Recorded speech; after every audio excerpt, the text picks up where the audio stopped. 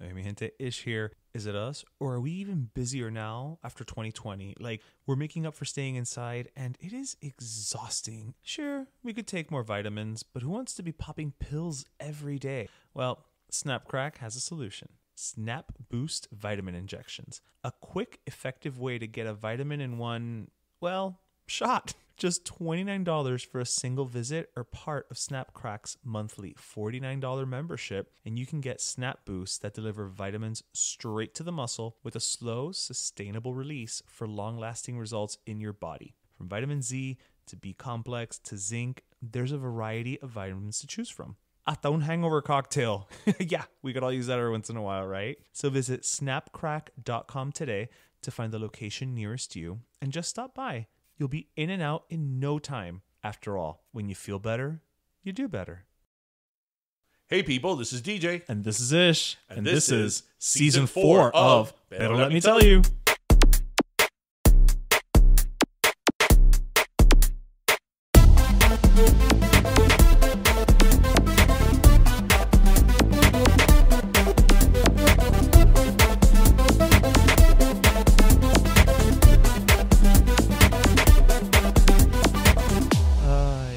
Are you going to come back in overalls singing Yeehaw? Well, I don't know about the yeehaw part, but I do have these really cute overalls now because the ones that I had bought before that I was wearing, they tore a hole in the ass, so I had to throw those away. Your stuff usually does. It's true, but now I bought a cute pair that are like shorts. Okay. Yeah. Well then, with that said. That's a great intro as any to episode 167. We're at 167? We're at 167. Well, hello, everybody. Happy Friday. Happy Friday. I hope everybody can hear us a little bit better than they did. Because last week, if you listened, I was in New York City, and you were still where you are now. Yep. In North Carolina, on a mountain in North Carolina. Yes, sir. And I was at the lobby of the hotel recording, and like... It was a whole... It wasn't optimal. It was not optimal. Show. So our audio suffered a little bit. So listeners, we're very sorry. We apologize for the audio issues. But sometimes, you know, we commit to giving you an episode every week. So rain or shine, you're getting an episode, good or bad audio. Yep. And we had nearly like 500 listens on premiere day. So I guess it didn't bother too many people. Yeah, I guess. You know what, though? I have to say, though, that even if we have a little bit of audio snafus every now and then, the fact that, you know, we've gone 167 episodes and four seasons with without really having an audio engineer. Like, yeah, exactly. Like, I'm the audio engineer, and I am not an audio engineer. No. That's why you have a Bachelor of Science. Oh, so I should be an engineer is what you're saying. Right. Whereas I have a Bachelor of Arts.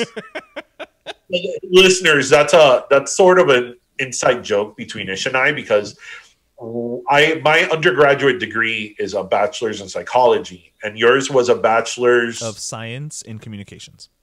Right. So Ish has always been like the creative one and like the really artsy one. I've been the more methodical one and like more of like I don't want to say intellectual in like a derogatory way to you, but I've been more of like the bookworm and all that. Right. And it was just funny that he had a Bachelor of Science and I had a Bachelor of Arts. But you know, that's just the universe saying that you and I are in sync. We're perfectly balanced, even in eso. Yes. So yeah, everybody, welcome to episode 169. No, 167. 7. That'll be in 2 weeks. Yep. I hope everybody had a great weekend. So I want to start off with a little mishap that like a lot of people are talking about. And it's just, I find it funny in the sense of like, I thought we were beyond that. But did you hear? Oh, haven't the last couple of weeks taught us that we are not beyond anything?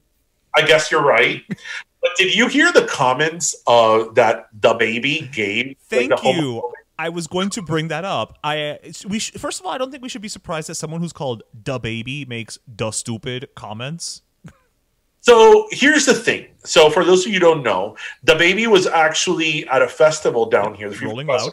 the Rolling Loud Festival here in Miami, which is like it's a big hip hop R&B festival. I've been wanting to go there for years because I love that genre of music. But and he was on stage and he started saying this type of like homophobic stuff, and then he was saying something of like gay, you know, like something that was related to like gay men and dying of AIDS and die of AIDS in like 2 to 3 weeks, like right. And okay, hear me out.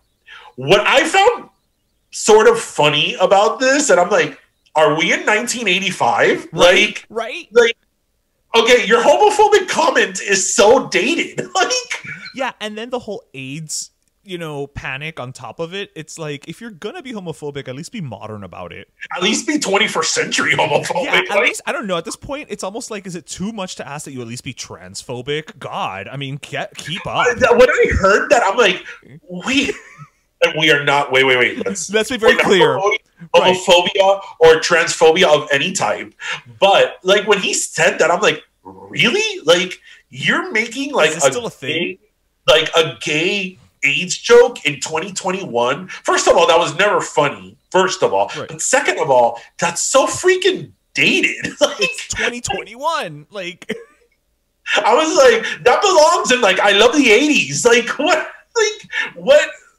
Like what the hell, DaBaby? Like whatever. And then did you see his? I'm gonna call it his response because that was not an apology. I don't even know what the fuck that was. I heard he gave one, but I didn't hear it. His whole response was like, I wasn't talking about my fans because I'm cool with my fans who are gay, but I'm talking about like trashy fans who are gay, who get. It's like, wait, I don't even understand what you're saying. And then it became this whole thing about how like, my fans don't have, because my fans don't do that shit. And blah, blah. It's like, I don't even understand where I'm going. I want to know where you're going with this. And why you felt that this was the appropriate response. Like, me dio la pata, and like, what is he gonna say now? So, pero que metió la pata, and he didn't even like. It was not an apology. You know what I mean? It was just him like, in a weird way, doubling down while also dándole la vuelta. I didn't hear it. I'm hearing it from you, but it's like I don't. Look, we've talked about cancel culture here several times. And I think I'm speaking on behalf of for both of us that I'm not big on cancel culture at all. I'm especially not big. Sometimes people say stupid shit, and you know what? If you apologize sincerely, everybody says stupid shit, especially when things are brought up from your past. Exactly. Right? Exactly. Like, yeah. But there's some things that, there's some things you don't get a pass on, and this type of homophobic comment is not one you got to pass on. Like, it's not, because, like, again, we're sort of chuckling at the fact that this sounds like a dated comment from the 80s. And it's like, but when you have 9.1 million followers, yes, your words and your actions matter. Exactly. And, it's just ridiculous. And you know what? I have to say this. Dua Lipa had to give a statement not apologizing, but like distancing herself from him. Right. I just want to go on the record that I love the song Levitating without him. I don't like the remix with him. And you know what I think she should do? I think she should do a remix now with Lil Nas X. You know what? That is a great suggestion. You know what? Dua, if your people are listening, you should put that out there into the ether. Come on the show so we could talk about it. Right, exactly. Number one, because we think you're extremely talented and extremely hot. And and even though our guests are generally Hispanic slanting, I'm sure she has some. She's from Kosovo. Yeah. Like London. I'm sure there's something, Hay algo. We'll figure it out. Yeah. No, my favorite part of this whole spiel after the whole, like what you said, are we really in, 1985? Did you see that T.I.'s response? Yes. Which was very disappointing because I like T.I. Basically it's like, I'm cool with the gays, but let people say what they want to say. And it's like, you know what? You're absolutely right, T.I. Let people say what they want to say, but there are consequences for your actions. Well, you know what I always say to that? Yeah. If you want to be You have the right. Listen, you have the right to be a racist, homophobic fuck. Like, you do. And we have the right to call tell you you on it. you're a racist, homophobic fuck. Like, right. You can say everything you want. You can be as racist as you want, baby. Like, you can be as homophobic as you want. That, you're going to get called out on it because you're a piece of shit. Like, nobody's saying you can't say it. Nobody's saying you can't say it.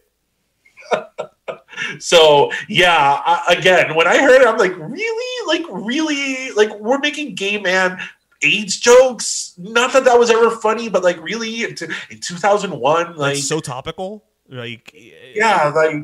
Yeah, no, and I still don't even understand, like, why. You know what I mean? Like, what?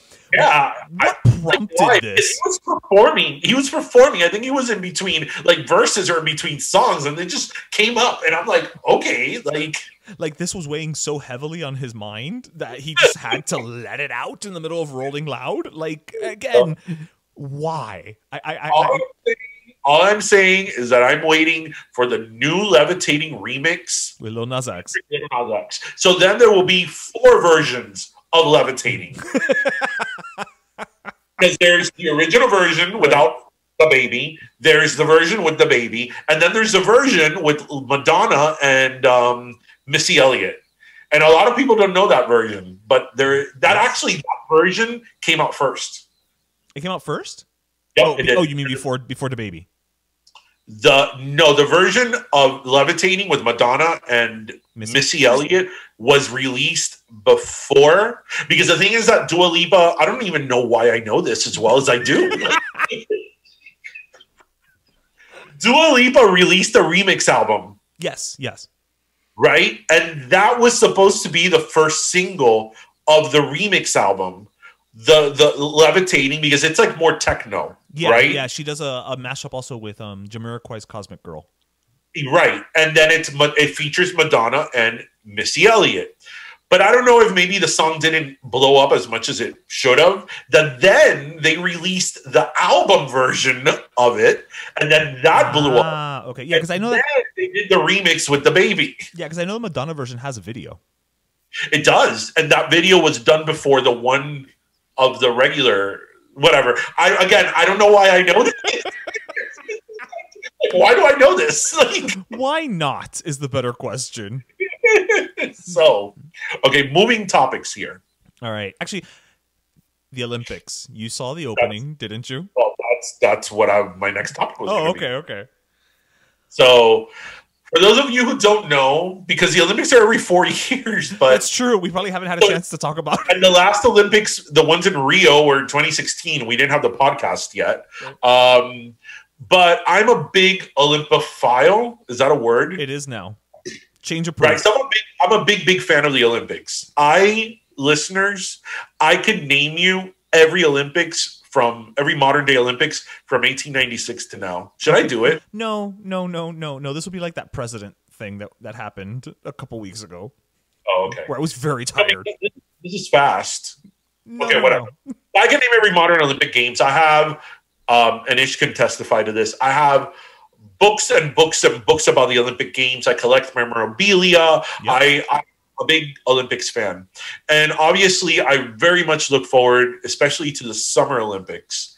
And I have to say that this was just awful. Like, they shouldn't have even done anything. Like, they should have just had the countries come out and been like, yay, thanks for coming, bye. Like,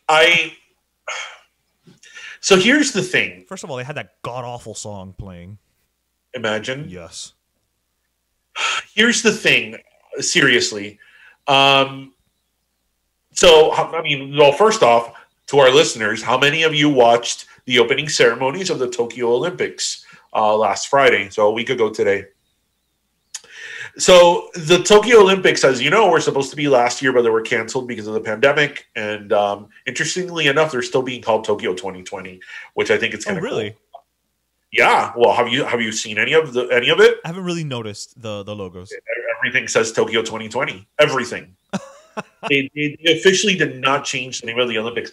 It was a lot of things that have been printed. Oh, it was too far gone. Yeah, it was too far gone. Like, Super God.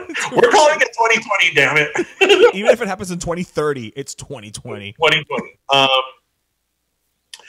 And, you know, they built this enormous Olympic stadium. You know what's so interesting about this Olympic stadium is that so Tokyo hosted the Olympics in 1964, and they replaced the old Olympic stadium. They knocked it down and built this new one on the same grounds as the old one because of how grand these Olympics were going to be. And then and then COVID said, hold my beer. I mean, look, they were between a rock and a hard place because obviously they couldn't make this upbeat because a lot of people are like, well, why didn't they make a ceremony just for television? Right. And it'd be amazing. And I'm like, well, no, because like opening ceremonies a lot of times are show the culture of the country, which they can, but it's done in a celebratory way. And I think to have this like totally celebratory like theme in the Olympics is a little tone deaf in the opening ceremony. So I understand that like whatever they did was going to just not be up to par. There was no spectacle. There was not going to be a spectacle. Right, there was no spectacle, and whatever they did, it was going to be a letdown, right? I thought that I always look forward to the lighting of the cauldron. That's like my moment of like, oh my God, like what are they going to do? The cauldron was beautiful this year, I have to say. It was, but I loved the selection of Naomi Osaka. Yes. I thought that was genius to have her light the cauldron. I mean, deservingly, she deserves it. She earned it. Yeah. But in terms of like also PR, that she's like this is very much her moment. I thought that was a really good choice, and I thought that it wasn't really. It was anticlimactic. It was overall like the lighting of the cauldron was anticlimactic. Also, because I am an Olympophile, like I like the cauldron to be high up, like really out, like where you can see it from the whole city, from the stadium. Yeah, like I don't know if you remember, but the 2008 Olympics, like in the Bergstein, that state. No, 2008 was Beijing. The guy like flew around the stadium to like light the cauldron on the roof of the stadium. And in 2000, when the Olympics were in Sydney, that's my favorite one. I mean, people Google 2000 lighting of cauldron in Sydney. It was amazing because I'm a really big geek about this. Like Kathy Freeman, who was an Australian Olympian, she steps up to this pool and the pool had like a huge waterfall and like you're like, what's going on here? And she sets the pool on fire and then out of the water comes out the cauldron and then the cauldron goes all the way up to the top of the stadium. Usually the lighting of the cauldron is a very big spectacle, and like this year was like, meh. Yeah, and as we know, up until then, the only Australian to ever set water on fire was Kylie Minogue. So that's a very big deal. Wait, when did she set water on fire? I don't know. I just feel like she did. Well, that's true. If there is an Australian that has set water on fire, it's Kylie Minogue. Kylie Minogue. Because it's not Olivia Newton-John. That's not her. No. Even though she does believe she is magic. Oh, that is true. Yeah.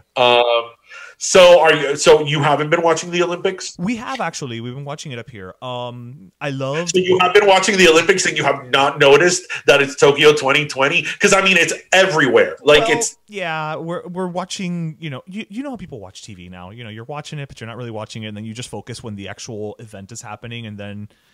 Depending on who wins, everywhere, like in the pool, it's like wallpaper around the pool. Like there's the water, there's everything that says Tokyo 2020. I haven't noticed, but I did notice. We did watch this guy win the swimming thing. The blonde guy from Clearwater. Yes. I don't know anybody's names, so you're not going to... So, too bad on that. And the relay yesterday, the women's relay swim yesterday was a nail-biter. Yeah. Relay races are always so fun. Oh, they were so exciting. Remember when you were in PE in school and like you would do the baton relays? Yes. And you'd always be like, don't drop the baton. Don't drop the baton. Because you're going to lose precious seconds. Yes. Yes. It was so much fun. I know how they feel. And then, of course, we have Ms. Simone Biles, bowing out. Let's talk a little bit about that.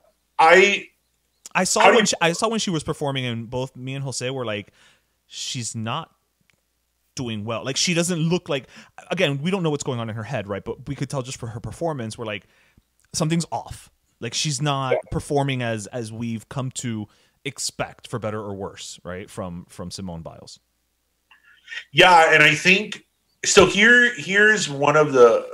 Well, first of all, I commend her for doing what she did, and a lot of people have been criticizing her. Well, for our listeners who don't know, Simone Biles, who leading in was the star of actually, and that is part of the problem. She's the most decorated U.S. gymnast. But in past Olympics, there has always been a handful of American star athletes. Right. Like Michael Phelps, Ryan Lochte. This is in recent Olympics. Simone Biles. Your Laurie Hernandez is your Gabby Douglas. Right. Daniel Leyva. Our favorite Olympian, Daniel. There's always been a handful of like stars coming into the Olympics. And in this particular case, in terms of the United States, she was the only one. Yeah, she was it. So, and what people have to understand is that with that comes an additional set of pressure that like now you're like kind of, you have the weight of the entire country's athletic, hopes on your shoulders. Yeah, and let's not you have to do. Yeah, and let's not discount the fact that they were all training for this to happen last year, which means that now they had to train for an extra year. But let's add to the fact that like last year, okay, oh no, you have to keep training. Okay, but what's open? Oh, we don't know, but figure out how to train. Right. They couldn't even train in the same way, and now it's an additional year of coño, push. Right. And so I give her credit, for our listeners who don't know, she backed out. First, it was of the team finals, but now she's done all together. Mm-hmm. Right? Yeah, I believe so. Yeah. So she, in other words, has decided not to continue with the Tokyo 2020 Olympics. That if the Olympics was aired on ABC, they would have totally had a Barbara Walters. They needed to. 2020. Anyway, so I give her credit for being like, you know what? I'm not in my A game. And I think it takes an incredible amount of strength and courage to be able to walk away from something like that. I agree. I mean, look, there's always going to be cynics who say, "Oh, she wasn't performing as well," and guess who's giving her shit. Guess who's giving her shit. Because apparently that man has no feelings whatsoever. I'm trying to think who. Piers Morgan. Oh, Piers Morgan. Oh, okay. That's right, because he has opinions about everything. Does Piers Morgan have any emotion towards anything at all? Like, what does it take for Piers Morgan? Like, does Piers Morgan have empathy for starving children in Africa, or will he say that that's their fault? Like, is there anything that man feels sympathy or empathy for? Like, other than Kate Middleton? Why he loves her? Well, I mean, según los ataques, he was always defendiendo her and, the royalty. So, I mean, is there anything? Because is there anything that man is like, I really understand what you're going through and my heart out to you. Like, oh. I mean, look, I understand cynics, especially initially coming from the perspective of like, she was off her game and she didn't want to screw up her stats. Like, the cynic in me kind of wants to say like, I get it, but what we always say here is like, you know what? When somebody's telling you their experience and when somebody is telling you that this is based on what I am feeling, believe them. Believe them because you don't know otherwise. Until somebody tells you the opposite, you have to Believe that. It never crossed my mind that she quit because of her stats. Because the thing is that her legacy is already established and in her sport. Like, whether she would have gone to the Olympics or not, whether she would have messed up in every event now, her legacy as far as a gymnast is already established. So, like, whatever.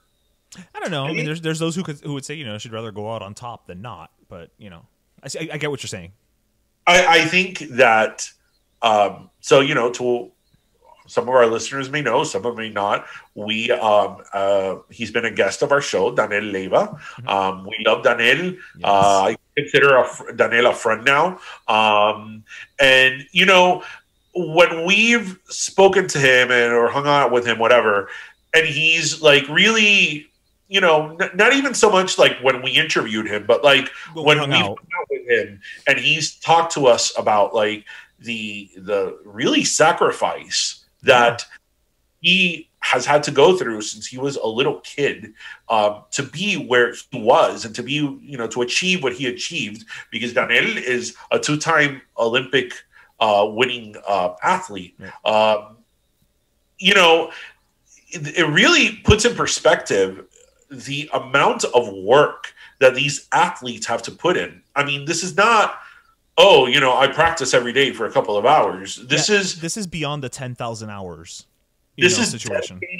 Every moment of your life to this, and it's so much more than just like going to the gym and working out. Like, you can't, you know, your diet. You also like think about this. Like, your sleep. Like, think about it. Like, if you're an Olympic athlete, you can't go like clubbing.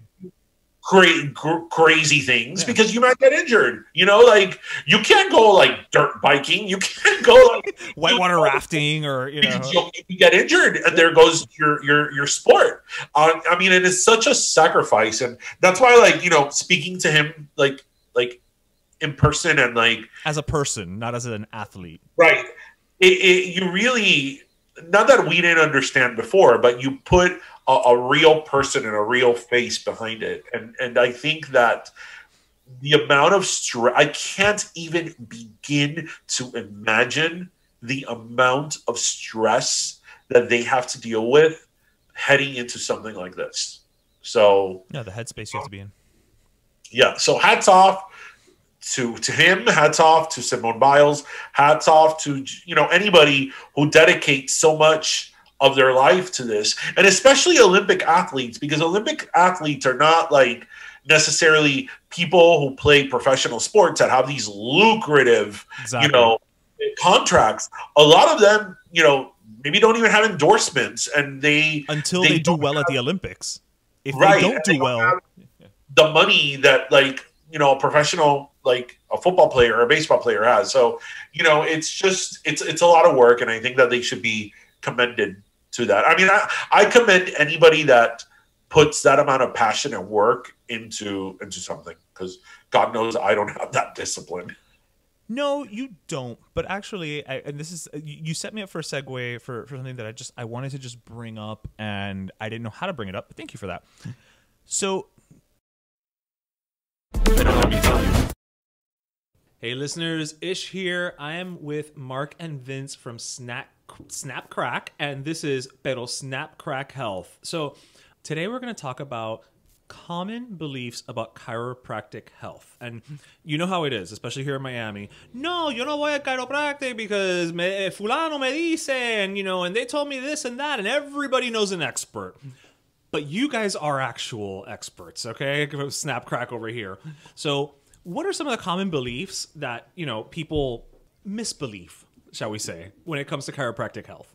Well, I don't want to call it misbelief. It's a kind of a common thing that happens. Misconception. Yeah, let's call it a misconception. There's common ones. Like, for example, you have to wait a long time to see a chiropractor. Well, that's not really a misconception. It does happen. Right, but that's true. It's not a misconception at Snap Crack. At Snap Crack, we're an in and out service. We're in retail locations, so it's easy access. Okay. You can just walk in without an appointment, and you're out in 2 seconds. Yeah, you're out. You're in and out in no time.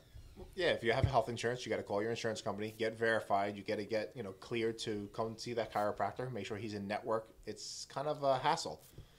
You're limited to say 25 visits per calendar year, and then you have to wait until the next year to. Oh wow, I know those limits. I mean, usually there's limits on that.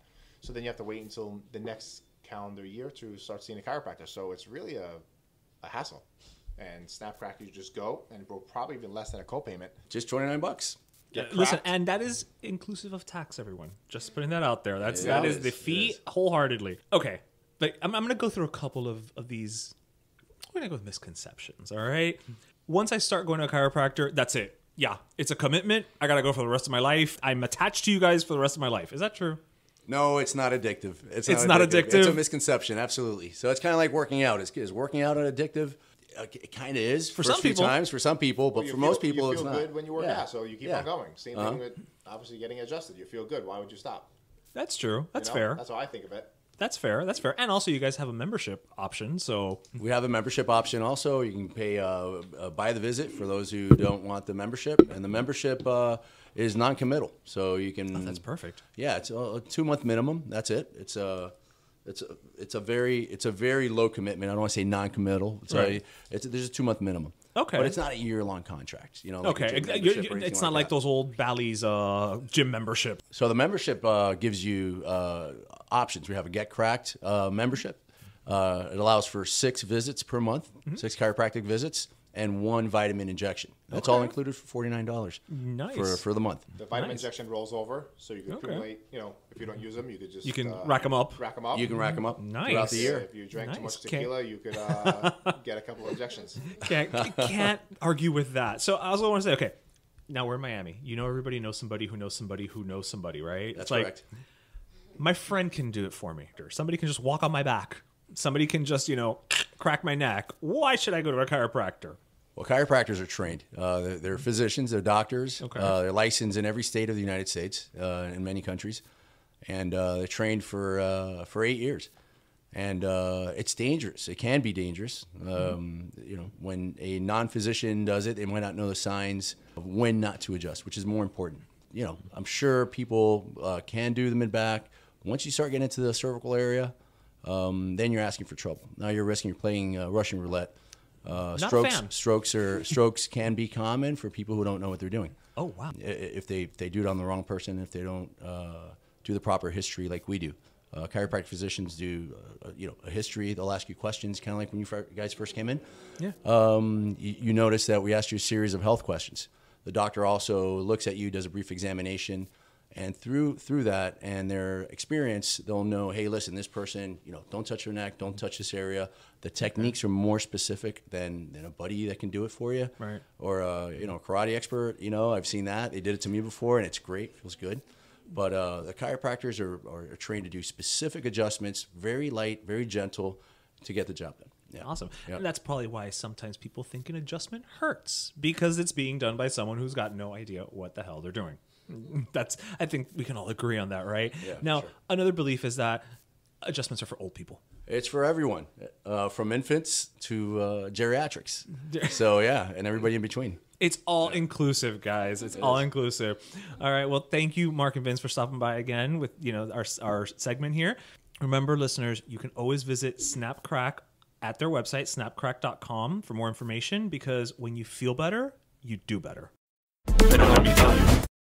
I have in the recent weeks, with everything that's going with Cuba and and now with with DaBaby and just everything, I have just started to feel exhausted about having to consistently explain, educate, defend, just the position, the why we do this, and again, we've said it. When we have a podcast, we have a platform, we have to use it for things we believe in, and we do. But it's gotten to the point now where sometimes the comments that are coming in, I just can't comment anymore. You can't because I'm like, it's I want to say so much, and it doesn't come out, and then it's like I want to use that energy to something else. But you are very good at that, though. I have to say, at the end of the day, you are very good about stepping in and just being like, I'm going to reply. I'm going to respond. I'm going to tell you why this, and this. And dude, how do you do it? Because I have been trying to find the inner strength to do it, and I've just been exhausted. Well, because I think it's a combination of things. I think that there's people that make comments that it's like, whatever, I'm not even going to respond to this because you're being provocative and you're being an asshole on purpose.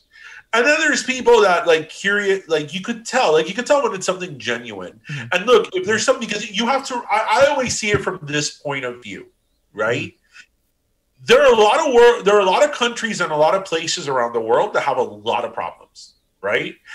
From genocide to, hunger to political corruption to whatever, totalitarian government. Mm-hmm. Cuba's not the only place, right? But I don't go out and make myself an expert on those things. So if I hear people discussing that, Sudan or whatever, right, I listen to it. I'm not going to give an opinion on something that I am not well versed in, or that my knowledge of it is based on Wikipedia. and granted, I love Wikipedia. I spend a lot of time on Wikipedia, but I know that reading Wikipedia does not make me an expert in something. Right. And I think that the problem with Cuba is, which is, again, goes to the tweet that I did a couple of weeks ago that sort of went viral, that it was like, I love how like overnight people became experts in like Cuban policy and like the embargo. Like, well, there was a double major available between Cuban policy and vaccine science. And so that's why. Infectious diseases, right? Yes. People are experts in them. They're experts in them. So, going back to your question, well, how do I have like time? Because, it's not that I have time. Not have the time, but where do you find the inner strength? I don't know how to call it, Well, because you know what? I'll tell you why. Because this is something that I could speak truth to, right? Okay. And this is something that we have lived experience on.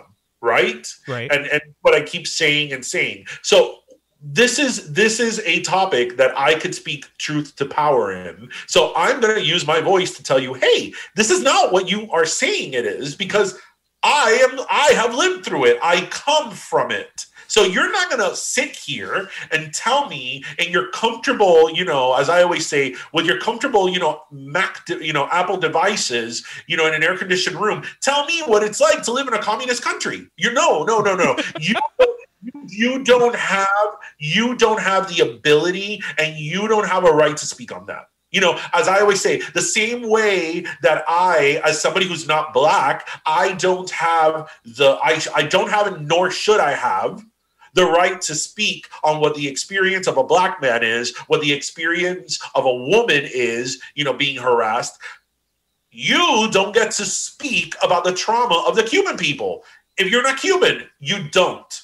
You don't. So unless you are listening, you're not asking, unless you're asking.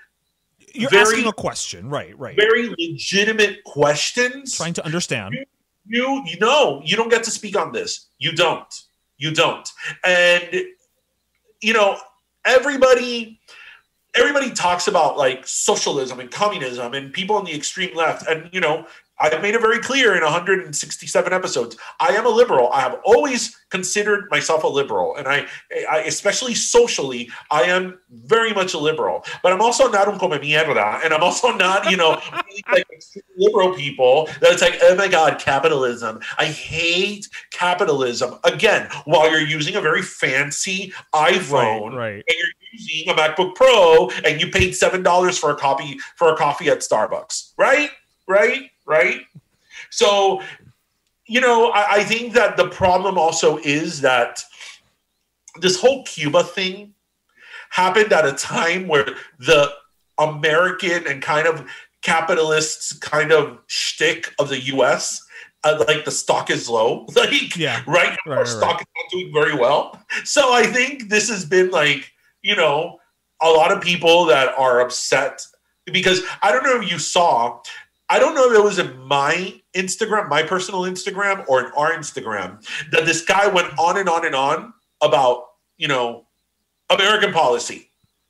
Yes, it was ours. And that's one of the people who it's just like, I just got to a point where I'm like, you went off on American policy. And I responded, I'm like, okay, you just proved what I talked about, because it was a post where I was in front of the White House and I was saying about, again, the lived experience and trauma of the Cuban people, right? And what we have gone through, right? What the ones who left and the ones who... The diaspora. Right? And he was talking about, like, oh, you know, the embargo on the U.S. policy. And I'm like, right. But again, like, are you listening to the Cuban people? Oh, because the United States. And that's why, like, I actually had like an engagement with this person, whoever it was, that I'm like, every comment that you have made has been about a grievance you have against the United States. Right. It has not been about Cuba. And this is about Cuba. And that's what I feel that a lot of these like little like extreme leftist little kids, I'm going to full out say these extreme leftist white kids, that have had a privileged life and are sitting, again, in their very comfortable coffee house with their very expensive devices talking about air conditioning. The horrors of capitalism, right? That's why when they sit there, like, oh, because Cuba has like universal health care and like you get free education and like I'm like Cuba doesn't even have band-aids, like universal universal health care, but it's universal health care in the sense that nobody has anything, universally. So yeah, I think that. And I think this was said in the Zoom call that you and I, for our listeners, Ish and I were invited to a panel last week where it was us and other Cuban Americans and America Valdez and Jenny Lorenzo. America Valdez was there, Jenny Lorenzo was there, Inés Valdez was there, Carmen Peláez was there, and we were talking about all these things. And I forgot who it was that said that, no, as a Cuban American, we have to unapologetically own our story. And own our truth. The same way that other people, rightfully so, get to unapologetically own their story and their reality and their struggle, we get to own ours. So you are not going to come and school me and teach me about, different forms of government and how you're pissed off at capitalism and how Cuba has, Cuba's the way it is because of the U.S. No. Yeah, you want to be pissed off at capitalism? Be pissed off. Be pissed off at capitalism. Pero eso no tiene nada que ver. You have a right to think whatever you have, but what you don't have a right is to tell me the realities of our country, what our people have lived through, and the trauma they've gone through. No. You don't get to. That's where we draw the line. You got to sit down and shut up. That's what you got to do. Or as to quote the great Mariah Carey in the song that nobody knows of her, that she says, "Why don't you shut the fuck out?" GTFO. Great little Mariah Carey gem of a song that nobody knows. Yeah, that was a weird single. It wasn't supposed to be a single. It was supposed to be a fire starter. That's what we're calling it nowadays. It was Drew Barrymore? It was supposed to like cause momentum for the whatever. Oh, it was supposed to be like a buzz. Okay, it was supposed to create buzz for the album. Yes. And it's called GTFO. Get the fuck out. It happened. And then she says it so melodically. Why don't you get the fuck out? Well, I mean, how else would Mariah say it if not, melodically? Well, no, because as we know, she recorded a secret album where she's an angry... She's Courtney Love's distant cousin. Yeah, well, that's what it was. Yeah. Yeah. Do you know that, listeners, that Mariah Carey recorded a secret album it's like a punk independent, it's very whole, very Alanis Morissette, Not everybody knew that. Not even I knew. She covered a whole song. Didn't she? Violet, yeah, but it was live. It wasn't like a cover. Oh, okay. See, look, I know things. I'm paying attention. So what else is going on? I'm trying to think. There's just so much going on that I feel like I've kind of like shut things out. In the grand scheme of it all. Okay. So listeners, you have been... Yo estoy medio de vacaciones, okay? So You've been hearing about this for a few weeks now, that I'm watching Manifest. Oh, have you heard that it may be coming back? No digas nada. That's what I was going to talk about. So here's the thing, and I'll say it again for the listeners who didn't hear it, like, I don't know, a month and a half ago. So this show Manifest on, okay, let's start brand new. Okay. So and listeners, I'm sure this has happened to some of you. So I am very, very weary about network television because every freaking, okay, wait, no, stop. Before we talk about that. How many steps back are we taking here? No. Before we talk about Manifest, we have to talk about something else. Okay. That is in the same realm. So listeners, sorry. This wasn't in our script. No. So I am the type of person that when I find something that I love that blows my socks off, like I make it very like known. Like, okay, this is my favorite dish here. This is my favorite thing to eat here. And I will go and have it a bunch of times, right? So it's a kind of a running joke among everybody that knows me well that whenever I go to like a restaurant and I love something, it will be off the menu. Its days are numbered. Its days are numbered. Like, you can set your clock by that. Its days like, are numbered. Like, I'm surprised that Cheesecake Factory has not gotten rid of the crusty chicken Romano. Like, I'm surprised that Cheesecake Factory hasn't just closed down. I'm surprised. Oh my God, I mean, mutiny. Like, siempre pasa igual. Every time I go somewhere and I'm like, oh my God, this is so good. This is like amazing. Oh, it's gone. It's gone. So, in Italy, in New York City, and you had this with me. Yes, yeah, you were the first person I had it with. Yes, you introduced me to it. Right, you were not my first, but I was your first. But you were saving yourself for Junior. So, Italy, which is an Italian market in New York City, had this amazing prime rib sandwich. I mean, it was amazing. It was a with delicious slow roasted prime rib with just a little bit of olive oil and rock Himalayan salt. Very simple. That's it. Very simple. And it was magic. like it was the type of sandwich that I would have and I'd be like, I need to take a moment to like understand everything I'm feeling right now while I'm having this amazing sandwich. It was an experience. I'll agree with that. I'll agree. So every time I would go to New York, I would have this sandwich. Okay. So a year ago, 2 years now, we went to Vegas, remember, for your birthday. And in Vegas, they had opened up in Italy. So I was like, I'm going to go have the sandwich. And they had a version of it, but not the version of it from New York. It was different. So now last week when I was in New York, I'm like, well, hello, we're going to Italy to have the sandwich. You got to go to the main headquarters to have it. So where I go, where the sandwich is always in, I'm looking at the menu. I'm like, okay, pork sandwich, salami sandwich. Yeah, my attitude starts to change. Porchetta sandwich, fajita sandwich. I'm like, where's the sandwich? Where's the sandwich? What? And then the sign was there. We no longer have the prime rib sandwich. So that's what I took a picture of it. And I'm like, of course they don't have the prime rib sandwich because it's your favorite dish there, of course. But I always say, does this happen to other people? I think it's just you. Because I don't know anybody else. I'm still lamenting the chicken club burrito from Taco Bell from 1995. I feel like it may happen to other people, but not with as much frequency. But to me, it happens all the time. That's what I'm saying. Not as much frequency as it happens to you. Like all the time. And I'm like, but why? Like, why? It's like, it doesn't even matter what type of restaurant it is. It's like, no, we no longer have it on the menu. Like the local, the Gables. Remember the local? Yeah. You ever have their hen soup? No.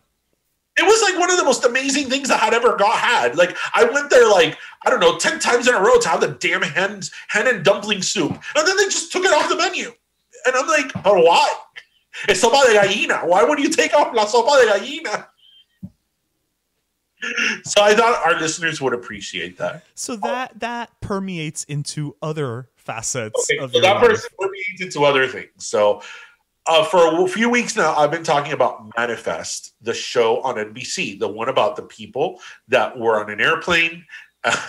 They get some turbulence, and when they arrive in New York City, it's 5.5 years later, right? I love that it's So- half.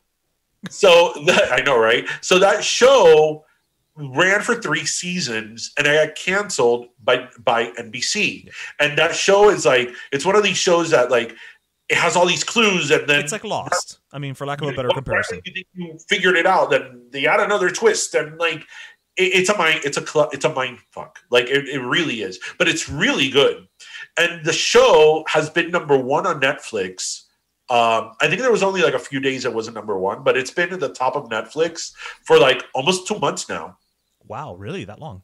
Yes. And then I started watching it because when it became #1 on Netflix and everybody started writing about it, like all these publications, I'm like, let me just watch the first episode to see, what it's all about. And then, 3 seasons later, like, I'm like hooked on it. And now there's talk that they're going to renew it for a 4th season. Yeah, I saw that and I thought of you, but I didn't want to get your hopes up, so I didn't say anything. No, but then the thing was, while I've been watching this show, I'm like, why am I doing this? Like, I'm setting myself up for failure, like certain failure. There's no doubt about it. This isn't the first time Netflix does something like that, even if it's just to bring a show back to end. You know what I mean? Like they'll bring it back for like, okay, 1 more season, just so everybody can wrap everything up, or right. And so I have to commend Netflix for that. They do that a lot. If they do that, even if it's just for 1 more season to end the story, great. We ended the story. But I need to know who is behind that. I need my life will not continue. Now that I don't have the steak sandwich anymore, like, come on. Give me a Look, universe, it's either the steak sandwich or Manifest. Pick one. I don't know. I think I really want the steak sandwich. I'm surprised that they just took it off the menu. No, they just took it off the menu. No, but they have a sign. So I think that I actually thought about this. I'm like, if they have the sign, it's because enough people have come and asked for it. Right, but that's what I'm saying. Like, it seems like it's a popular item. Because if it's an item that nobody orders, like, nobody's going to miss it. But if there was a sign that specifically said, we no longer have the prime rib sandwich. There's a reason there's a sign. Enough people have asked for the prime rib sandwich. And I'm like, come on. Like, why are you doing this to me? Like, even the Olive Garden got rid of my favorite thing. The pasta with blue cheese and steak. It was so good. Oh, that was so good. I had totally forgotten about that. Yes, it was so good. It happens all the time. One of the restaurants that it's happened to me the most is Bahama Breeze. I couldn't tell you the last time I went to Bahama Breeze. Bahama Breeze, every time I go and I like something, I'm like, don't like it because it's going to be off the menu like next week. It's just a matter of time. No, yeah, it's like, sure. Oh, you know what else I learned in this road trip was that there were a lot of Chick-fil-A's. Yes. And the Chick-fil-A Mohong of like the drive-thru having 50,000 people is everywhere. Apparently. Oh, it's universal. Yeah. It's not. Yeah, I mean, I know we don't like the homophobic chicken, but I think that from DaBaby probably. They're the only sponsor he has left. I know we're not supposed to like the homophobic chicken, but I think that from a marketing standpoint, like, we should invest in stock because from a business perspective, like if we're publicly traded though, they're not publicly traded. Oh, but if they were, because it's like, man, like, it's no like matter where you go. I was like in the middle of nowhere, Virginia, and I think the entire town was like in the Chick-fil-A drive-through, and I'm like, I like Chick-fil-A. Their Chick-fil-A sauce is like amazing, but I don't know if I'm going to sit in line for like an hour 30 to get Chick-fil-A like nuggets. But whatever. The thing about Chick-fil-A though is that they also have hospital ice. They have a hospital ice? Yeah. I didn't know that. That delicious hospital ice, the little crumbs of ice. You should do a blog about like ice. You're like an ice connoisseur. I am. Nobody likes ice. There's two things I am very confident about me. And that is that nobody likes blue cheese more than me. They can like blue cheese as much as me, But not more. but not more. And nobody loves ice more than me because I love ice. You do love ice. I love it. I can and I many times am chewing ice all day to the annoyance of a lot of people. And yeah, no. I'm totally what is it? Outcast on that. What's colder than ice? What's colder than cold? Ice cold. Ice cold because I love ice. I don't like ice baby, but I do like ice. Do you like Ice Cube? I like Ice Cube more than Vanilla Ice. Okay, there you go. Okay. Because I just want to say, for the record, I never liked that damn song. And you knew me when that song came out. We were kids, but Wow, yeah. I've never liked Ice Baby. Never. Because I never cared for Vanilla Ice. Siempre me cayó mal. Really, you don't like Rob Van Winkle? I like Rob more now that he's into Home Improvement. Once he got an HGTV show, you know. Simply because I like the fact that, you know, he has an edge and he's not Joanna and Chip Gaines in their perfect little silos and like there's back and forth. Have you ever seen their show? I have seen their show. They don't bother me as much as I think they should. They bother the hell out of me, especially him. Because I think the work they do is amazing. I mean, don't get me wrong. Right. Like, the aesthetic is beautiful. I get it. I get why they're popular. But their banter back and forth, especially his, it's like, because the thing is that I feel, wow, I would have never thought that when we were talking about DaBaby and his AIDS joke, we were going to end up talking about shipping Joanna Gaines. But I feel that they have somewhat become, they have become celebrities. Yeah, for sure. So their show has also become about them. And I don't care. I don't care to watch your show about them. I care to watch a show about the house and about, you know, what they're doing to the house. And I hate the banter between the two of them, especially coming from him. Like, I hate it. Like, Well, get ready because they have their own channel now. they have their own channel. Magnolia. Yeah. It's I forget what Discovery Channel it used to be, but it's switching over to Magnolia.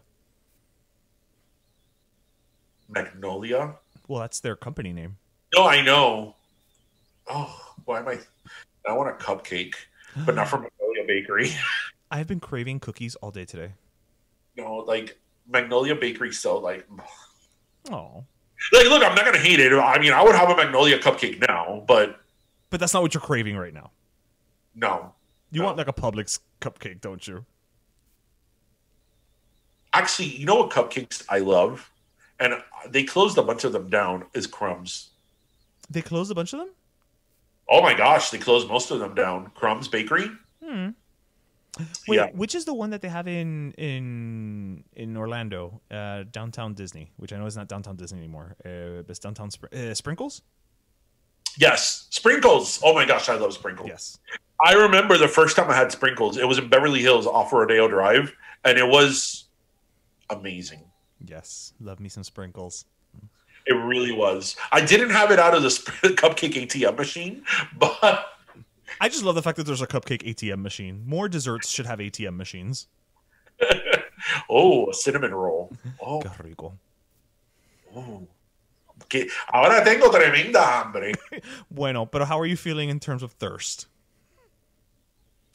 I don't know. You're usually more thirsty than I am in more ways. Well, Then hey, but enough about my personal Instagram.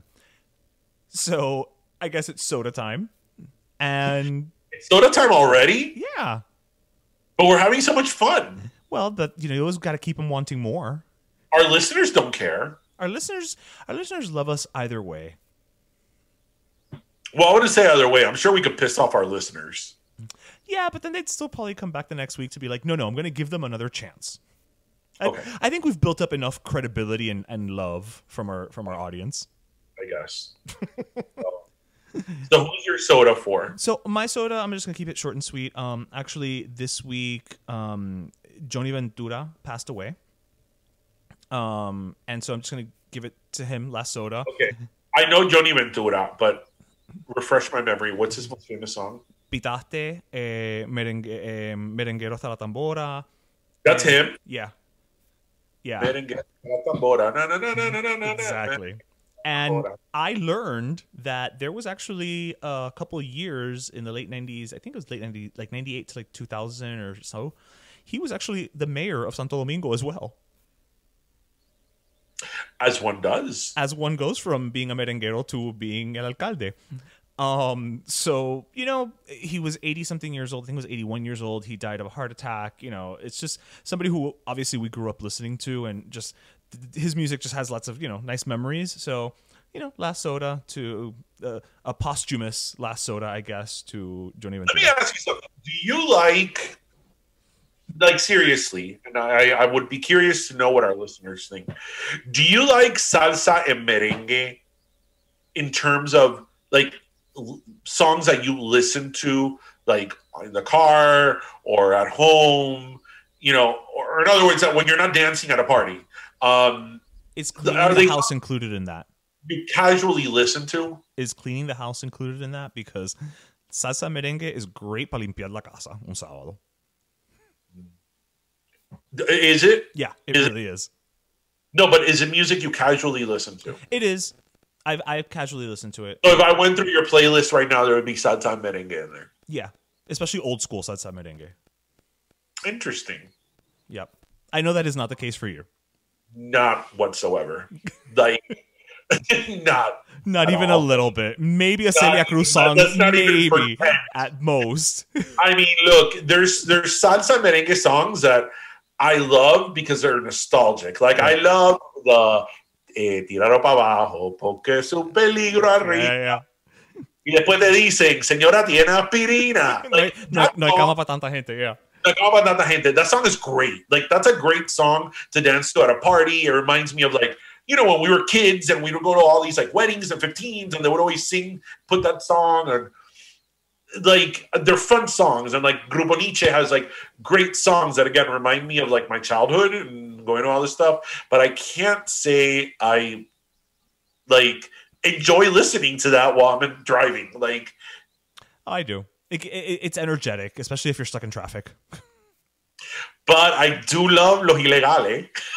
Well, I mean, who doesn't? You know, it's that bad boy syndrome. They are illegal.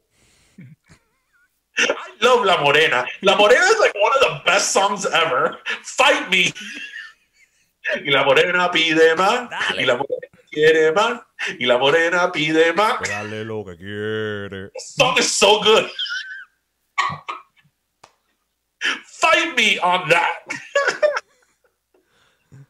Los Ilegales are shit. Like, what are you talking about? They're great.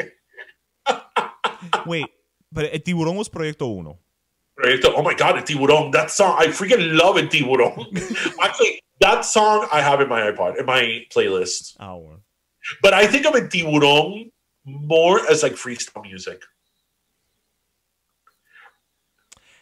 It threads the line. Yeah, like it's not, because think about it. It's not merengue. It's not merengue and it's not salsa. But it's not hip hop. Right. I think of it more as like, I know it's not traditional freestyle, but I think about it more as freestyle. Sí, like tirando pa freestyle. Yeah, that song is great. El Tiburón. Ahí está, se la llevó, el tiburón, el tiburón. That's like the type of song that I become like really guanazo in. Like, and then you're like, who is that? It looks like Darien, but I don't know. And I like Ocan de León. Oh, well, yeah. I saw him perform live. Esa carta desgraciada, puño y letra de mi amada. You know who I never liked? Because I thought he sucked. Was Jerry Rivera. Shut your face. I love his songs. Okay. I know you don't have to be a fine vocalist to be a salsa singer, but come on. De cara de niña. Oh, no, I liked his songs, especially that album that's just him with the black turtleneck. Wow. Again, we're talking about, I didn't just, wow. This is what happens, listeners, on Pero Let Me Tell. Well, our listeners know. This is why they come back every week. We're talking about homophobic comments, then the Olympics, then, Chip and Joanna. mental health, and now we're talking about salsa merengue and Jerry Rivera, who's a grandfather, by the way. Oh, he is? Yeah. Oh, he's like our age. No, Jerry Rivera's not our age. I didn't say he's our age. He said he's like our age. So he's No, he's not even like our age. Jerry Rivera's in his 50s. Oh, well, I guess he does have cara de niño. Yeah. Jerry Rivera, I mean, when I mean his 50, he's probably like 51. 50. Yeah. Yeah, like, because when Jerry Rivera, I mean, he was very young, but when Jerry Rivera was singing, like when Cara de Niño came out, yes, he was very young. We were like 12, 13. Like, and he was probably in his 20s. Like, oh, I thought when he came out, like, he was like 17. Like, I knew he was older than us. That's what I mean. no, he wasn't Mandy Moore. Oh, okay.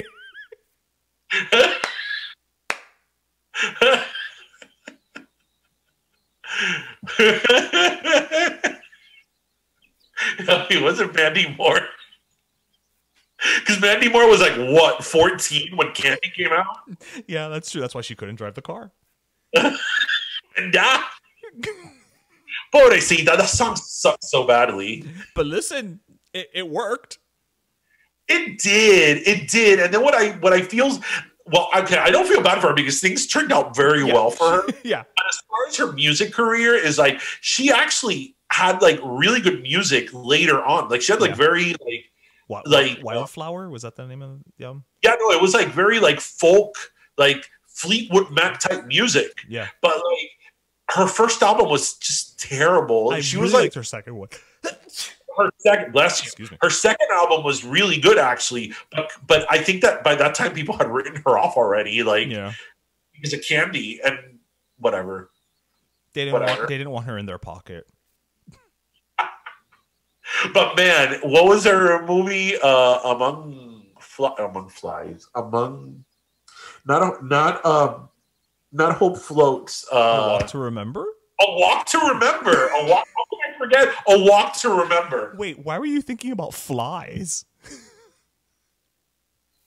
I don't know, because I was thinking of like a fishing boat. So like fly fishing.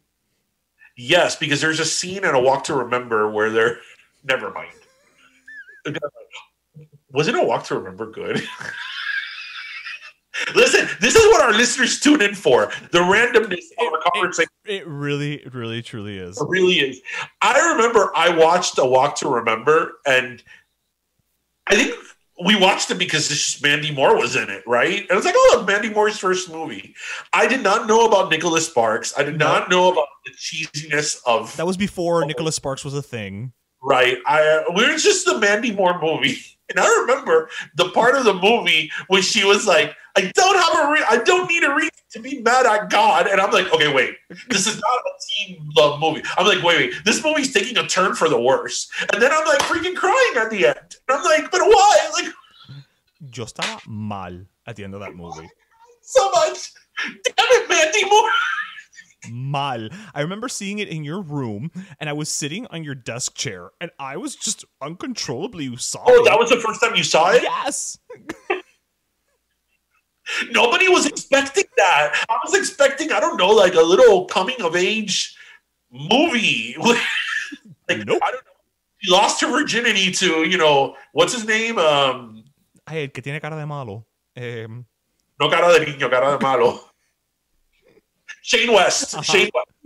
I don't know. I thought it was going to be one of those things. She was like the nerdy girl and he was like the bad boy and, they were going to come together. I thought it was that. But it's like, no. She has cancer and she's going to die. Like, and she does. But before she dies, we're going to like give her a telescope and she's going to be in two places at once and have all these like cheesy, beautiful moments that are going to make you feel fuzzy inside. Then they're going to get married and then she's going to die. Enjoy. And I'll never forget, like, the scene in their wedding, that it's like the scene, it's of him and her at the altar, but you can't hear them speaking, it's just music. And then, like, the camera pans into them, but then pans out. And then he's like, and just like that, Jamie went. And it's like, oh my God, what are you doing to me? I remember I came out, I saw that movie in the movie theater. I came out a wreck. I was like, what has Mandy Moore done to me? And whatever guys out there who are probably like, ¿Qué le pasa a todo tipo? I bet you that if you saw Walk to Remember as well, you'd be like, what the fuck? Like, after that movie, much like Mandy Moore, I needed to be saturated. oh yes. Oh yeah. I saw that movie several times because then I got it on DVD to continue the torture. Yeah, I was a masochist. And I remember watching it with my dad, like on a Saturday like morning that we were in the house watching it. My dad's like, pero ¿por qué esta película? And then there was another friend of ours, you know which one, that I saw it with him again in my house. Y él, like, I thought, like, I was concerned about him. So the point we're trying to make, listeners, is that if you have not seen A Walk to Remember, starting Mandy Moore, Shane West, and Daryl Hannah in a great brown wig, go out now and see which streaming service has it, because it's quite the memorable movie. But use tissues. Have tissues with ready. That said, I am going to give my final soda to Mandy Moore. No one more deserved. Because you know what? Mandy Moore spreads happiness. She's just really authentic. You know, she was a pop singer. It kind of went well, but not well enough like Britney and Christina. Then she was like, yeah, I'm going to take some time off. And then it's like, you know what? I'm going to start making movies. And, you know, she did some good movies. And now she's on This Is Us. That I always cry in también. This Is Us. But I cry a lot around Mandy Moore. Yeah, I don't know if she brings happiness. I'm just going to But say. No, seriously. The thing about I've always liked about Mandy Moore is that Mandy Moore has always seemed a very authentic person. Even when she was a little, like a teenager, she always seemed very grounded and very authentic and just very genuine, which is refreshing in the entertainment world. And on top of that, she scaled Everest. She what? She climbed Everest. Mandy Moore went to Mount Everest? You didn't know this? Wait. Mandy Moore. Amanda Lee Moore. Yes, Amanda Lee Moore. She climbed Everest. She went to the summit of Everest? I don't know how far she went, but she climbed Everest. Like, I think it was like 2 years ago. Of course, because all she is positivity. I've always told you this. In places of conflict, they should send Mandy Moore and Will Smith. Because whoever doesn't like Mandy Moore and Will Smith, they're the problem. It's true. They should send them to Cuba. No, they'll fix the problem. Because like, who's not going to like Mandy Moore and Will Smith? I've said this to you many times. If you don't like Mandy Moore and Will Smith, you're the one with the problem. Clearly. Mira, para que tú veas. Speaking of Mandy Moore, I think that the worst movie she's ever done, which is one of the worst movies I've ever seen, is Because I Said So. And it's so funny because that movie has such a great cast. It's her, Diane Keaton, Gabriel Macht, Harvey from Suits, Piper Perabo, who we love, and Gilmore Girls. I mean, it has a great cast, and the movie is so awful. I've never seen it. Oh my God, it's stupid. It's so... And I usually, even bad movies, I find something redeeming about them. But okay, on that note, our final Mandy Moore, we've been on a roll. Bueno, everybody, this was a full-packed episode of us talking, what is it you always say? A lot about everything and nothing. And we talk about everything, anything, and nothing at all. Wow. I'm surprised I had enough energy to withhold it. You've had a very hectic week. I have. And yet I have enough energy on a Thursday. But anyway, well, everybody, we hope you listened, laughed, and learned. And as always, grab your pastelito, your croqueta, and your cafecito. And thank you so much for joining us. Next week, we will be back in person. Yes, we will.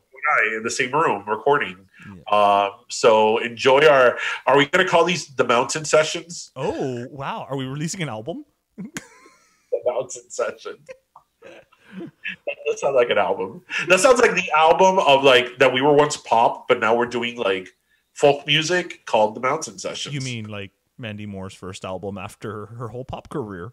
Probably would have been Right, called. like Don Mayer's album, you know, when he grew out his hair and moved to North Dakota or Montana. Anyway, everybody have a great weekend. Yes. Thank you so much for joining us, and we'll all see you next week. Yeah, and don't forget, guys, hashtag SOS Cuba. Yes, always. Bye. Bye. Pero Let Me Tell You is co-hosted by Darian Borges and Ismaeliano, produced by Ismaeliano, and our theme, Pero Let Me Tell You Freestyle, is composed by Michael Angelo Lamleplex, the official gay guy. And don't forget to subscribe and leave us a review on iTunes.